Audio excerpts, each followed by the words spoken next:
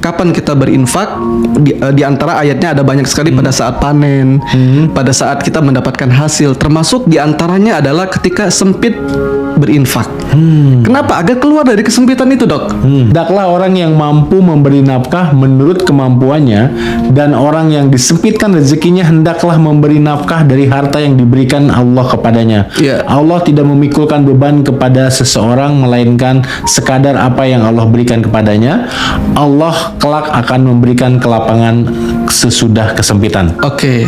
Hendaklah orang yang mampu memberi nafkah menurut kemampuan, dan orang yang disempitkan rezekinya, dibataskan rezekinya, hendaklah mengeluarkan, memberi nafkah dari harta yang diberikan Allah kepadanya. Di akhir ayatnya, Dok, Allah akan memberikan kelapangan sesudah kesempitan. Jadi bagaimana cara memperbesar wadah berikutnya adalah ketika pada saat sedang dibatasi rezekinya, disempitkan rezekinya, keluarkan. Justru keluarkan ya. Keluarkan. Jadi ini adalah ayat. Jadi kalau ada pertanyaan, Ustadz, kapan kita berinfak? Di antara ayatnya ada banyak sekali pada saat panen, pada saat kita mendapatkan hasil. Termasuk di antaranya adalah ketika sempit berinfak. Kenapa? Agar keluar dari kesempitan itu, Dok. Gitu ya. Sama seperti saya, misalkan di rumah saya itu airnya mampet. Istri saya bilang, itu air nggak bisa keluar. Apa yang saya harus lakukan? Saya pancing. Bagaimana cara mancingnya? Dengan air, benar nggak, Dok? Dengan air. Saya pengen dapatkan air, saya pancing dengan air. Gini, dokter misalkan uangnya banyak lah gitu ya, miliaran gitu. Amin ya Allah. Tentu ketika dokter lapang, ya mudah sekali dokter untuk mengeluarkan infak atau berbagi. Tapi bagi orang yang sedang disempitkan rezekinya, untuk mengeluarkan, padahal dia kurang, Dok.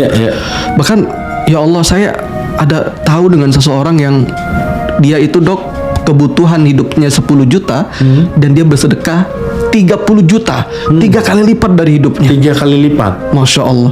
Jadi kita nggak akan bahas lebih lebih dalam. Mungkin ada pembahasan di waktu yang lain. Tapi ini adalah dalil bagaimana agar Allah mau berikan kita rezeki, agar wadah kita besar.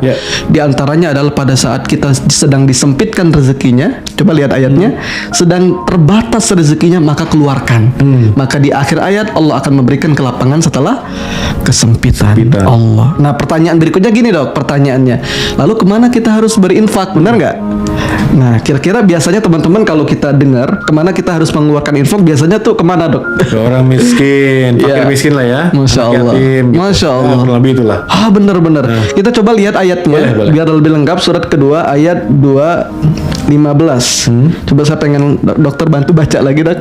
Mereka bertanya tentang apa yang mereka nafkahkan. Jawablah, apa saja harta yang kamu nafkahkan hendaklah diberikan kepada ibu bapa, kaum kerabat, anak-anak yatim, orang-orang miskin, dan orang-orang yang sedang dalam perjalanan. Dan apa saja kebajikan yang kamu buat, maka sesungguhnya Allah Maha mengetahuinya. Jadi kemana infak itu diberikan? Yas'alunaka madza yunfikun. Mereka bertanya tentang apa yang mereka nafkahkan. Maka di sini ada 5 kategori kemana kita mengeluarkan infak.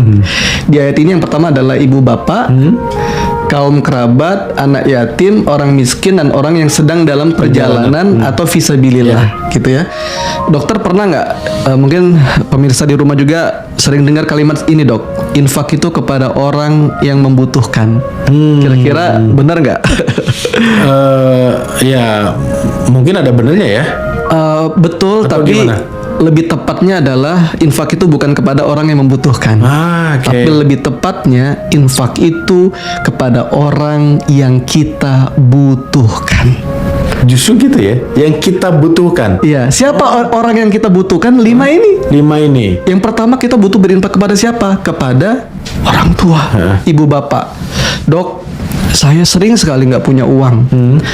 Pada saat saya belajar magnet rezeki juga, sering sekali nggak punya uang. Kenapa kita harus berinfak kepada kedua orang tua? Jawabannya adalah agar Allah bilang kita orang baik. Agar Allah mau tolong kita.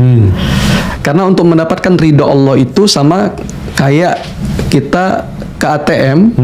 Untuk dapatkan ridho Allah itu pinnya ada 6, Dok. Sama kayak pin di ATM. Gitu. Jadi ya kalau misalkan kita ke ATM, dokter mau ngambil uang nih, gitu kan, dokter cuma tahu pinnya 5, kira-kira uangnya bisa ditarik nggak? Enggak, karena nggak bisa. Harus 6. Keterangannya mohon maaf, pin Anda salah, atau pin ada kurang, benar kan? Begitu juga ridho Allah. Bagaimana cara kita dapatkan ridho Allah? Maka pinnya ada 6.